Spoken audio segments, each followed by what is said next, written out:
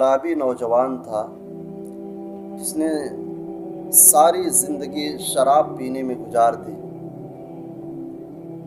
اس نے زندگی میں کبھی خدا کی بارگاہ میں ایک سجدہ بھی نہیں کیا۔ اس نوجوان کا موت کا وقت قریب آ گیا۔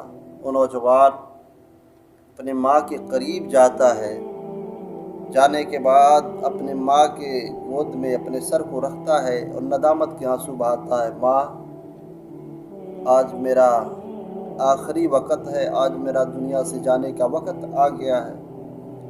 ماں، میں نے ساری زندگی خدا کی نافرمانی میں گزار دی، میں نے ساری زندگی شراب نوشی میں گزار دی۔ ماں، میرا ایک عرض ہے، جب میں مر جاؤں تو اپنے پیر و مرشد سے کہنا کہ وہ میری نماز جنازہ پڑھا دیں، اس لیے کہ میرا جنازہ کون پڑھے گا؟ میں گنہگار، سیاہکار، بدکار۔ اور جب تم اپنے مرشد کے پاس جاؤ گی، تمہارے مرشد آئیں گے، پیر آئیں گے، ان کے ساتھ 2-4 لوگ ضرور آئیں گے اور میری نماز جنازہ پڑھا دیں گے۔ خاتون اپنے لال کو اپنے گود میں رکھ کر کے روتی ہے۔ اس کے بعد کہتی ہے، بیٹا میں تمہاری خواہش کو ضرور پوری کروں گی۔ وہ خاتون چلی جاتی ہے اپنے پیر و مرشد کے پاس۔ جانے کے بعد اپنے پیر و مرشد سے عرض کرتی ہے، میرے پیر و مرشد، آج میرا لخت جگر، میرا نور نظر دنیا چھوڑ کر جانے والا ہے، آپ چل کر کے اس کی نماز جنازہ پڑھا دیں۔ اس خاتون کا پیر و مرشد جب اس کے بارے میں ساری باتیں جان لیتے ہیں کہ وہ شراب نوشی تھا، شراب پیتا تھا، ساری زندگی اس نے اپنی گناہوں میں گزار دی، اس نے زندگی میں ایک خدا کی بارگاہ میں سجدہ بھی نہ کیا، تو خاتون کے پیر و مرشد نے اس کی نماز جنازہ پڑھانے سے انکار کر دیا اور کہا کہ خاتون جا، میں تیرے لڑکے کی جنازہ کی نماز نہیں پڑھا سکتا۔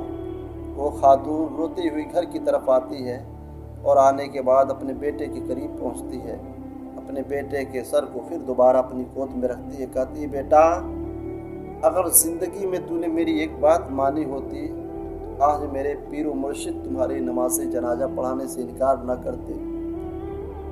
معاملہ یہ ہوا، وہ نوجوان روتا ہے اور کہتا ہے، ماں مجھے اتنا تو بتا دے، اللہ مجھے جنت میں ڈالے گا کہ جہنم میں ڈالے گا؟ ماں رونے لگتی ہے، چیخو پکار کرنے لگتی ہے، بیٹا میں کیسے بتا سکتی ہوں، تو نے ساری زندگی تو گناہوں میں گزار دی۔ پھر نوجوان کہتا ہے، ماں ذرا مجھے یہ بتا کہ اگر اللہ تجھے چند لمحوں کے لیے مہلت دے دے کہ تم اپنے بیٹے کو جنت میں چاہو تو جنت میں داخل کر دو، جہنم میں چاہو تو جہنم میں ڈال دو، اے ماں تو مجھے کس میں ڈالنا گوارا کرے گی؟ خاتون روتی ہے اور کہتی ہے، میرے لال اگر اللہ مجھے مہلت دے تو میں تجھے تو جنت ہی میں ڈالوں گی۔ پھر وہ نوجوان عرض کرتا ہے، ماں جب تو مجھے جہنم میں نہیں ڈالے گی، جنت میں ڈالے گی، تو ایک ماں ہے، تو پھر میرا وہ رب جو 70 ماؤں سے زیادہ کریم ہے، وہ کیسے مجھے جہنم میں ڈالے گا؟ بس اس نوجوان نے رب کو کریم کہا، رب کی رحمت جوش میں آئی اور پھر اللہ نے اس نوجوان کی خطاؤں کو بخش دیا، معاف فرما دیا۔ وہ نوجوان عرض کرتا ہے کہ خاتون میری ماں، میری امی جان، وہ رب جو 70 ماؤں سے زیادہ کریم ہے، مہربان، اپنے بندوں سے پیار کرنے والا ہے، وہ کیسے مجھے جہنم میں ڈالے گا؟ اس کے بعد اس نوجوان کی روح پرواز کر جاتی ہے۔ کچھ دیر کے بعد اس خاتون کے دروازے پر جو ہے کہ یہ دستخط آتی ہے، یہ آواز آتی ہے۔